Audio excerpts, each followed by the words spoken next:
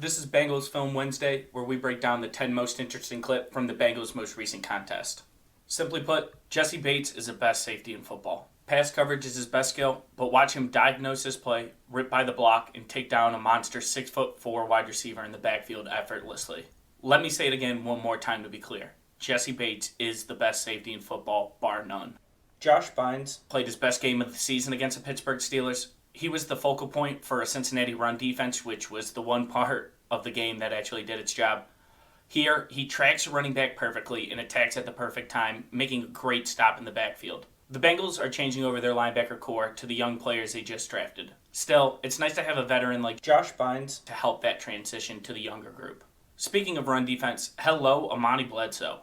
The second-year undrafted defensive end absolutely blows up this play in the backfield, pushing his defender into the pulling lineman, throwing the entire play off track. He finished with a rush defense grade of 77.8 on a career-high 31 snaps. Now, he still has a long way to go, but the Bengals might have found a diamond in the rough with Amani Bledsoe, who was picked up off the practice squad of the Tennessee Titans last year. It's impossible to cover anyone for a significant amount of time in the NFL, let alone a wide receiver unit as loaded as the Pittsburgh Steelers. The passing game has evolved too much, quarterbacks are too good, and if you give guys like this time, they will kill you. Look at how little pressure Big Ben has to throw on this play. The Bengals even try to bring some unusual pressure that doesn't work at all. He has all day to throw, he's not forced to move even within the pocket, and no one is near him when he releases it. The pass rush has to be better than this, or the secondary has no chance. Mackenzie Alexander struggles in coverage, which as a corner is definitely a huge problem. However, the one thing he brings out of the slot is toughness. On this run, he quickly fills the gap, gets blindsided by the wide receiver, fights, gets back up, and still makes a tackle on the running back. Now, Alexander's coverage might have dropped to the point where his run defense and toughness can't make up for the more important trait of coverage. However, he might be able to find success rotating to safety or another position that helps fit his skill set. He can't cover like he used to, but he is still an incredibly tough, valuable player. Tony Brown came in as a replacement for Mackenzie Alexander after he was injured during this game. After seeing him play, you can tell why Alexander has been the starter. Brown is supposed to force middle on this play, but my God, you have to do better than this. There is no one even within a couple of feet of the wide receiver. He gets an easy catch and an easy significant gain due to horrible coverage here by Tony Brown. As I think we all expected, the Bengals offensive line got torched on Sunday, but at times it really got worse than even what I expected.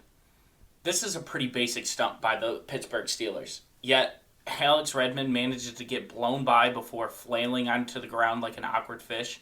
A lot of this can be blamed on the rotating doors and the lack of chemistry between this unit, as stunts are typically something that improves with cohesion.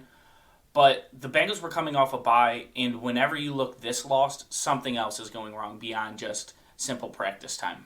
Due to insane pressure he was facing all game, this was really the first time Joe Burrow started to seem like he was feeling the pressure on Sunday.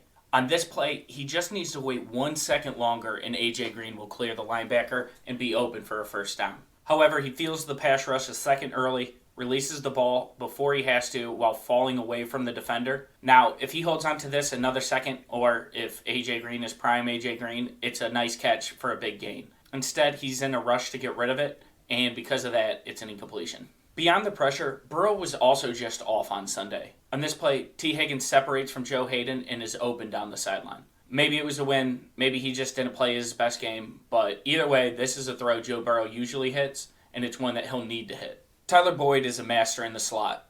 The route running on this play is absolutely fantastic. He turns middle as if he's going to be running a crosser. Then, after he turns his body, gets the defender to break, he sticks his foot in the ground, plants to the outside, and earns separation. Watch particularly the left side of this camera angle and how he's able to lose the defender. Tyler Boyd is good enough to play on the outside if the Bengals need him there. However, here in the slot is where he's at his best. If you liked everything during this breakdown, please make sure to like, subscribe, all that stuff in order to help us out, and then also to make sure that you're able to catch out the Bengals' 10 most interesting clips every Wednesday.